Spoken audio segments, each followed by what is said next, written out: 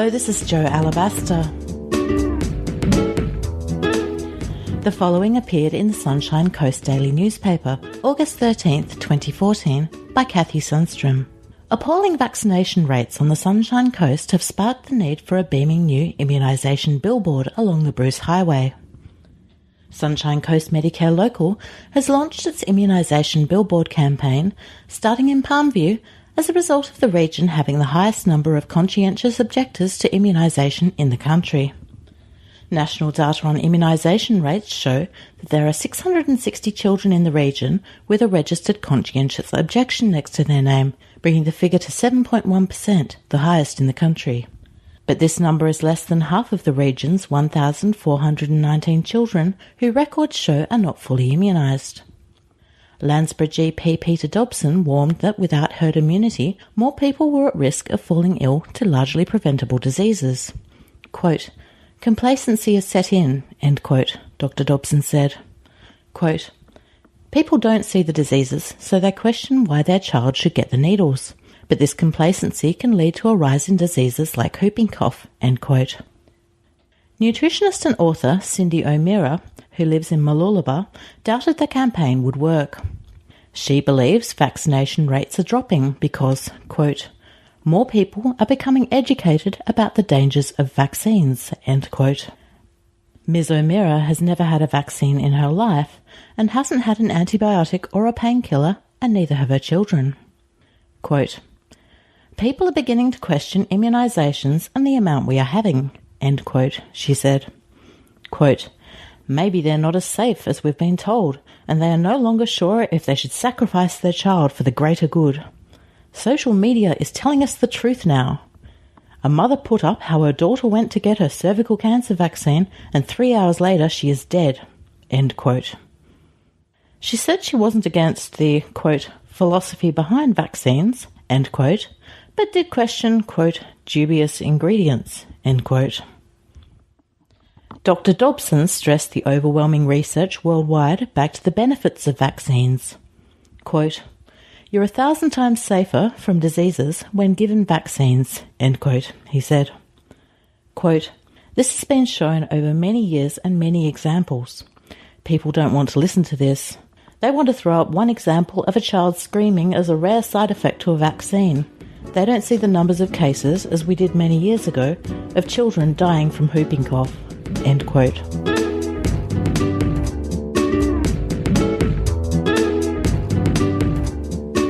After this story was published, of course, many concerned people wrote to the editor of the Sunshine Coast Daily.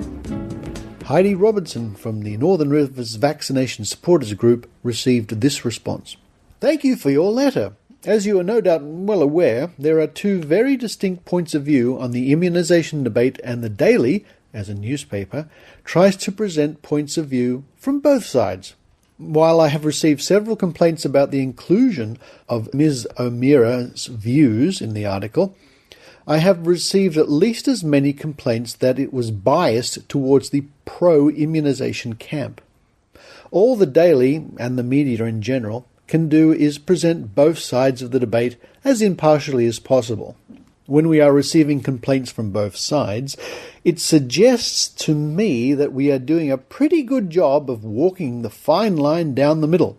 As to Ms. O'Meara's, quote, qualifications, end quote, she is a well-known Sunshine Coast nutritionalist with a high profile in the area and a strong point of view on immunisation. She has never pretended to be any more than that. Regards, Damien Bathersby, Acting Editor, Sunshine Coast Daily." This is Ross Balch from the Brisbane Skeptic Society. In response to the Sunshine Coast Daily article in which a nutritionist who expressed some anti-vaccine sentiments was featured, I wrote an open letter. Dear Mr. Damien Bathersby, I wanted to discuss some concerns I had about an article that appeared in the Sunshine Coast Daily on August the 13th, Low Vaccination Rates Sparks New Campaign. First, I would like to commend the Sunshine Coast Daily for bringing attention to the important issue of vaccination uptake, as well as the benefits of vaccination. It is crucial for the future health of our children and indeed ourselves that the general population continue to vaccinate. That being said, I have some significant concerns about the content of the article that I feel need to be addressed urgently and should be considered for future articles. I'm sure by now that you are aware of the idea of false balance in the media. The term refers to instances in which the media attempts to present two sides of a particular issue in the name of fairness and balance, where in reality there is no controversy. There is one established position for which there is overwhelming scientific support and a fringe denial element. Many issues covered by the media are subjective and fall on a grey line. Whether or not a new large supermarket should be built in a quiet country town, or whether people receiving government welfare should work for their payments, are issues for which there are obvious pros and cons and need careful discussion. Topics in science, however, are rarely so grey. Science is a discipline based on empirical evidence, a self-correcting process that leads to firm and definitive conclusions over time. These conclusions are reached by the consensus of experts in any given field after careful evaluation of the evidence. Immunisation is a mature field. Vaccines have been a mainstay of public health for over 100 years. The safety of vaccines is well established and is not controversial amongst those that are scientifically literate, not to mention immunologists, virologists and microbiologists. To say the vaccine denial and vaccine danger proponents are a fringe minority is a huge understatement. Proponents of such theories have no scientific evidence on their side. In fact, they are frequently found to distort and sometimes lie about a variety of factors associated with vaccine efficacy and safety. Imagine then my dismay when I read the above-mentioned article to find the quote of Cindy O'Meara. It is questionable whether nutritionists are adequately qualified in their own field compared to, say, a dietitian, a regulated title, let alone even remotely qualified in the area of immunology.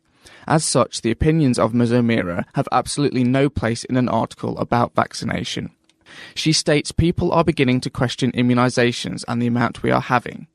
It should be noted that the only reason this statement is true is because people such as herself spread misinformation about immunisation, not because of any legitimate concerns by experts in the field of immunology. She continues, maybe they are not as safe as we have been told, and they are no longer sure if they should sacrifice their child for the greater good. Social media is telling us the truth now. She has no expertise in which to speculate about the safety of vaccines. Further, by stating as we have been told, is implying some kind of conspiracy that frankly just doesn't exist. The word sacrifice is an emotionally loaded term that has absolutely no relevance to what happens during the vaccination program, in which less than 1 in 1,000 children suffer side effects and even less serious adverse events. To suggest that social media is an appropriate source of medical information is absurd, given the dangerous amount of misinformation propagated by such means. She continues, a mother put up how a daughter went to get her cervical cancer vaccine and 3 hours later she is dead. This statement lacks detail, but is likely a dangerous distortion of an event in which a young girl received the vaccine and was subsequently in a car accident, or perhaps another incident in which the girl who received the vaccine unfortunately died from a tumour. Both are completely unrelated to the vaccination. That this statement was even made in the first place demonstrates the potential dishonesty of Ms. O'Meara. She continues that she said that she wasn't against the philosophy behind vaccines, but did question dubious ingredients. This statement is also irresponsible. It is a common tactic by vaccine denialists to use the just asking questions gambit, bringing up points that have been refuted over and over again by qualified immunologists. There are no ingredients in vaccines that have been considered dubious. In fact, a great deal of research has been conducted into each and every ingredient contained within a vaccine for both safety and effect on efficacy.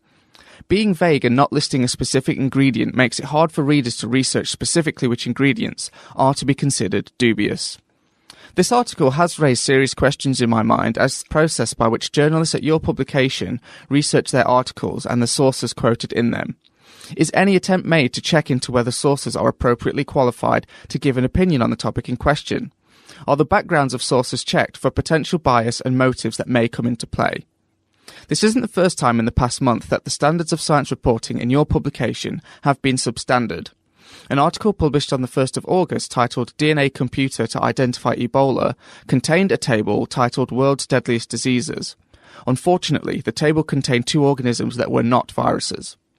Although this oversight may seem small, as an interface between science and the public, publications such as yours have a duty to ensure accurate information is presented to help prevent the propagation of misinformation. When this misinformation takes the form of important public health initiatives, a la Ms. O'Meara's comments, diligence is even more important. I look forward to your response on this matter. Regards, Ross Balch, President, Brisbane Skeptic Society. Although I have yet to receive a response to this letter, the letter was published as the Letter of the Day in the Sunshine Coast Daily.